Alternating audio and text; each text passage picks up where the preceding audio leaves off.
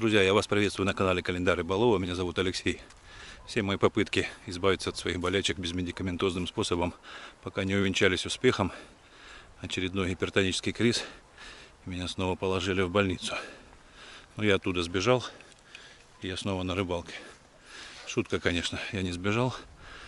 Попросил о том, чтобы меня перевели на дневной стационар, чтобы ходить только на процедуры. В общем, есть несколько часов до капельницы уколов. Я решил выйти на речку. Кроме того, что коты постоянно требуют от меня рыбу, я еще и пообещал в прошлом видео, что покажу, как я делаю таранку. Кстати, некоторые зрители думают, что таранка — это именно такой вид рыбы, из которого делают вяленую рыбу. На самом деле, лично у нас называют таранкой любую вяленую рыбу. А тарань или вобла — это все подвиды плотвы, которые просто отличаются местом обитания и несколько отличаются визуально. Так что нужно еще немного подловить рыбки, чтобы хватило и котам, и немного нам на таранку.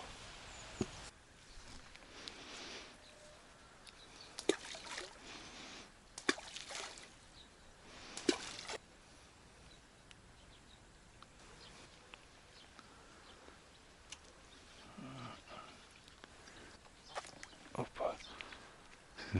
Такой вот лещ попался.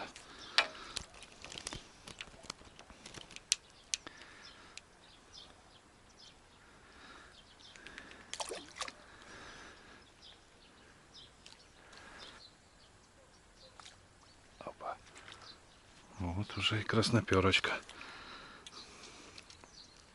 Красноперочку буду брать.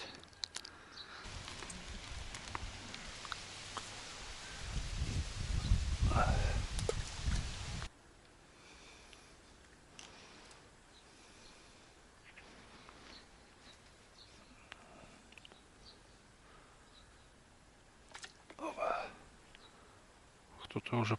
О, плотвичка. То, что надо. Ну что, сколько успел, рыбки подловил. Уже пора бежать на процедуры. Ну, думаю, на сегодня котам точно хватит.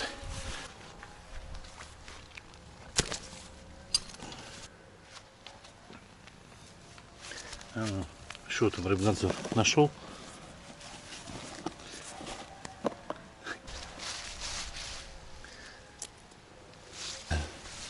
Ну что ж, коты отжали у меня почти всю мелкую рыбу.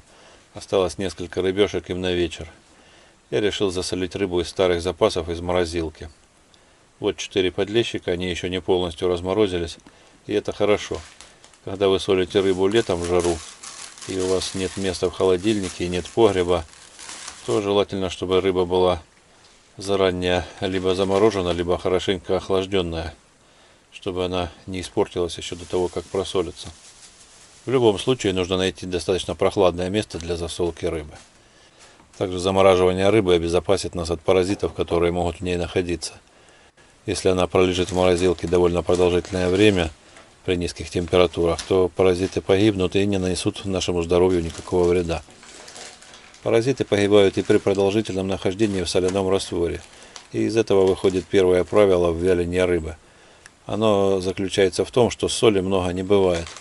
Пересолить рыбу, наверное, невозможно. Сколько бы соли вы не использовали, рыба возьмет столько, сколько ей нужно. И степень солености рыбы будет меняться не от количества соли, а от продолжительности нахождения рыбы в соляном растворе. Я уже визуально могу определить, сколько нужно соли, но если вы впервые собрались вялить рыбу, то я вам подскажу, какую нужно использовать пропорцию. Пропорция такая: 10% соли от общей массы рыбы. То есть на 1 килограмм рыбы уйдет минимум 100 грамм соли. Засыпать можно хоть полностью весь контейнер, от этого будет только лучше, но получится большой перерасход соли. А чтобы рыба не получилась очень соленой, такой, что ее невозможно будет есть, существует второе правило. Оно звучит так: сколько дней рыба солится, столько часов вымачивается. Я обычно мелкую рыбу солю 1-2 дня, среднюю, как сейчас, 3-4 дня, и крупную около 7 дней. Если рыба солилась 7 дней, то я ее оставляю вымачиваться на всю ночь и несколько раз меняю воду. Сразу скажу, рыба получается довольно соленая на любителя. Я вот люблю именно так. Вы можете откорректировать время вымачивания под себя, сделать на свой вкус. Все, рыба засолена, и теперь соль будет вытягивать из нее влагу, тем самым не давая рыбе испортиться. Сверху нужно установить гнет, чтобы выдавить как можно больше жидкости. Ну и теперь я отправляю рыбу в холодильник на 3-4 дня. Спустя 4 дня рыба просолилась, вот столько жидкости соль вытянула из нее. Теперь ее нужно хорошо промыть от соли и поставить вымачивать.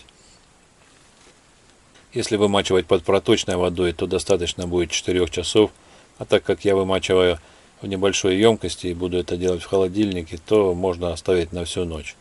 Опять же, можно корректировать экспериментально, подгоняя под себя соленость рыбы.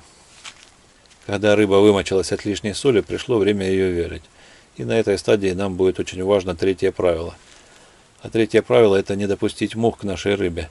Существует много способов защитить вяленую рыбу от мух.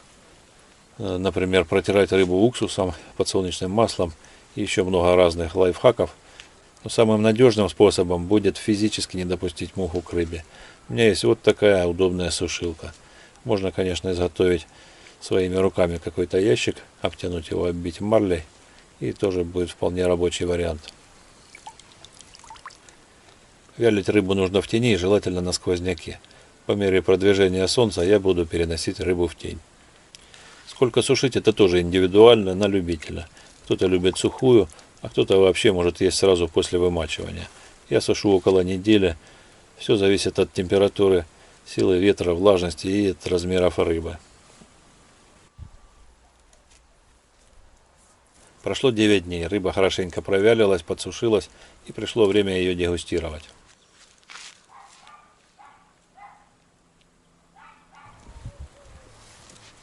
Скажу вам по секрету, пока рыба сохла, я успел навестить землянку, и сейчас монтирую об этом ролик.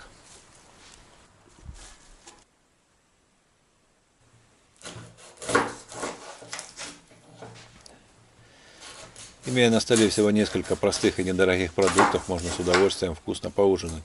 Поэтому всем желаю приятного аппетита. На этом буду с вами прощаться. Всем спасибо за просмотр. До встречи в следующих видео. Пока-пока.